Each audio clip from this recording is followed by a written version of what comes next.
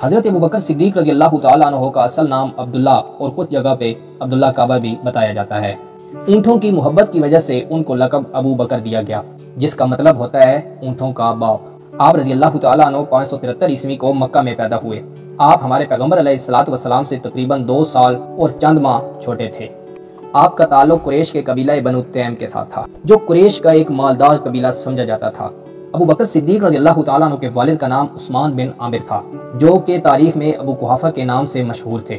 आपकी वालदा का नाम सलमा बिनते सखर था, जो कि तारीख में उम्मुल खैर के नाम से जानी जाती हैं। अबू कुहाफा बहुत ही बड़े ताजिर और मालदार थे।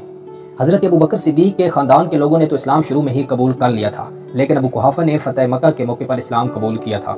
कहा यह भी जाता है कि हज़रत अबू कुहाफा ने दूसरी शादी हिंदा नामी औरत से की थी और उनमें से उनकी 3 बेटियां थीं, जिनके नाम उम्मे फरवा, कुरैबा और उम्मे आमिर था।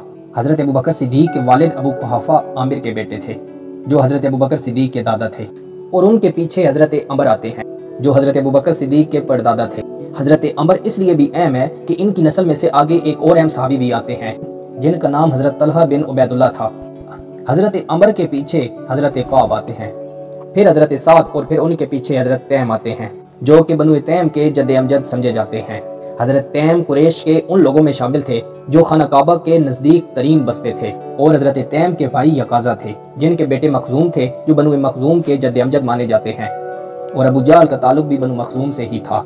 हज़रत तैम के एक और भाई किलाब थे, जिनकी नस्ल से आगे बनु हाशिम और हमारे प्यारे पैगम्बर अलैहिस्सलातु वस्सलाम थे। अब तैम, यकाज़ा और किलाब इन तीनों भाइयों के वालिद मुर्रा बिन काब बताए जाते हैं। इसका मतलब ये हुआ कि इन्हीं पर आकर हमारे प्यारे पैगम्बर और हज़रत अबू बकर सिद्दीक़ रज़ी अल्लाह तआला अन्हु का शजरा नसब आपस में मिल जाता है। मुर्रा बिन काब की बीवी अस्मा बनु तैम और बनु मखजूम की बुनियाद, और दूसरी बीवी हिंद बनु हाशिम की बुनियाद थी। तारीखदान ये बताते हैं कि मुर्रा बिन काब 333 ईस्वी को कबीले कुरैश में पैदा हुए। आप बहुत आला दर्जे के ताजिर थे और उनको उस वक्त बहुत से ताजरों का जद्द अमजद माना जाता था। हज़रत मुर्रा के पीछे काब, फिर लोई और फिर गालिब आते हैं, और उनसे पीछे हज़रत फ़हर आते हैं। हज़रत फ़हर अरबों के शजरे में इंतहाई अहम मकाम रखते हैं।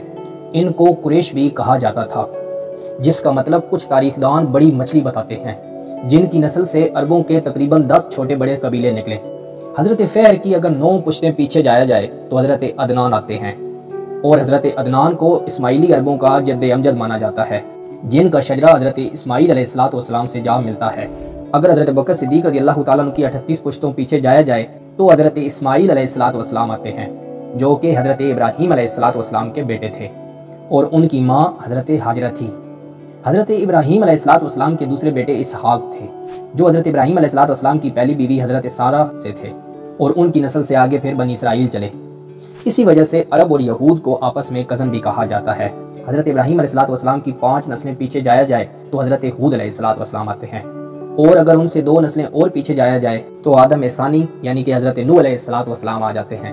अरबों की नस्ल हज़रत नूह अलैहिस्सलातु वस्सलाम के बेटे साम से जा मिलती है। हज़रत नूह अलैहिस्सलातु वस्सलाम की 2 नस्लें पीछे हज़रत इदरीस अलैहिस्सलातु वस्सलाम आते हैं, और फिर उनसे अगर 5 नस्लें पीछे जाया जाए तो हज़रत आदम अलैहिस्सलातु वस्सलाम आ जाते हैं, जो इंसानी नस्ल की बुनियाद थे। ये हज़रत अबू बकर सिद्दीक़ रज़ी अल्लाह तआला अन्हु का मुख्तसर सा शजरा नसब था।